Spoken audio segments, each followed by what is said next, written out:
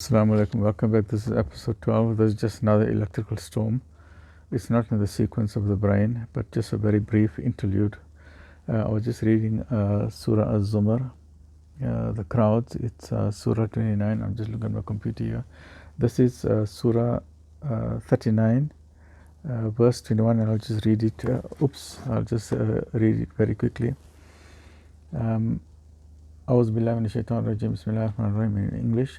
See you not that Allah sends down rain from the sky and leads it through springs in the earth, then He causes to grow there with produce of various colors. Then it withers. You will see it grow yellow. Then He makes it dry up and crumble away. Truly, in this is a message of remembrance to people of understanding. Now, when you come to verses like this in Quran, that's what I do, but there's different ways of reading the Quran.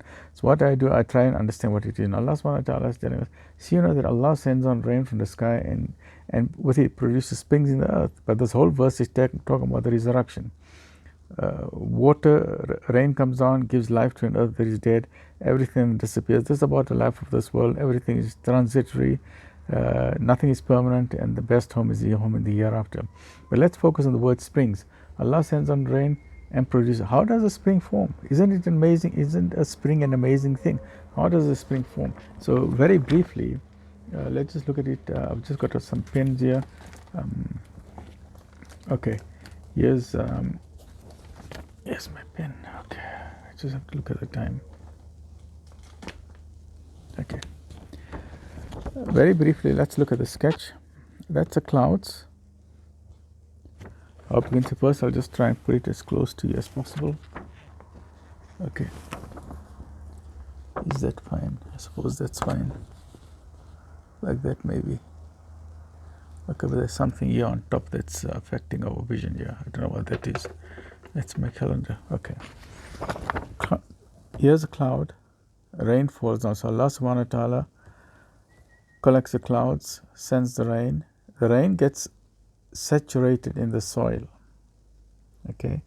The rain then goes underground, and underground there are lakes. In fact, underground there are rivers and the lakes and streams that we can't see. You know, we can see the water above the ground, but we can't see the water under the ground. So the rain falls down and it keeps percolating. It keeps percolating until it reaches this underground lake. But below this lake, there is another level here which is called an impervious level.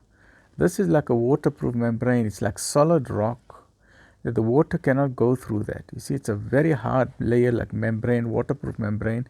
It's a very deep layer, very, very deep until the core of the earth. So the rain will keep percolating down until it fills this water reservoir here. This then produces pressure, because remember, this is now solid.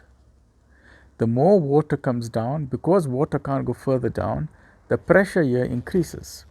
This pressure, this is now an underground cave, like a limestone, this is like an underground cave, a limestone system.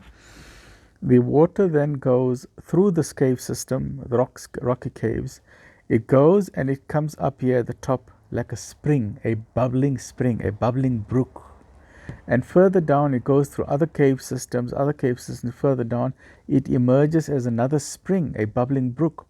So there's two ways. From high on top of the hill, the water comes down first by gravity, okay, and then it emerges. As long as the pressure in the water here is higher than the atmospheric pressure, then water gushes out. Then you get other types of springs that are formed underground, from underground volcanoes. And these are then come out as hot water springs, like you have the famous Yellowstone National Park, the hot water springs there. And you have others like the therapeutic springs, like you have the famous warm baths in South Africa, which has therapeutic properties. And the best spring we know as Muslims, although we call it a well, is not actually a well. You know, it's actually a spring. When Bibi Hajar and Ismail were left, may Allah be pleased, were left at the Kaaba, and we know the whole story, but when either the heel of the Prophet Ismail rubbed the soil, or Jibreel alayhi salam came and he hit the wing on the ground, and water started bubbling up. This was the underground lake in the soil of the desert that was filled there for thousands of years, and it was just about to come to the top. and that came into the Zam Zam well. It was actually a spring, a Zam Zam spring. And Bibi Hajar said, Zam, Zam, which means stop, stop. She was so amazed at finding this water. So she was quickly collecting, putting the water around it. Stop, stop, stop. Don't go away. I need you, I need you, I need you. And Nabi Sallallahu Alaihi Wasallam afterwards said that had she not said the word stop, stop, that would have come out like a river, like an immense stream, a river gushing out from there. So Alhamdulillah, that is a spring, so it's underground, huge amount of reservoir of water. Some of these springs, the huge springs in the world, and they're amazing, they produce 100 or 200 million gallons of water per day. Now if you say 100 million or 200 million gallons, and 1 gallon of water is 4 liters, so about 800 million liters of water every single day. 800 million liters of water every single day, alhamdulillah. So I just thought I'll just tell you very briefly, there's just electrical storm, just a very brief interlude in this episode number 11.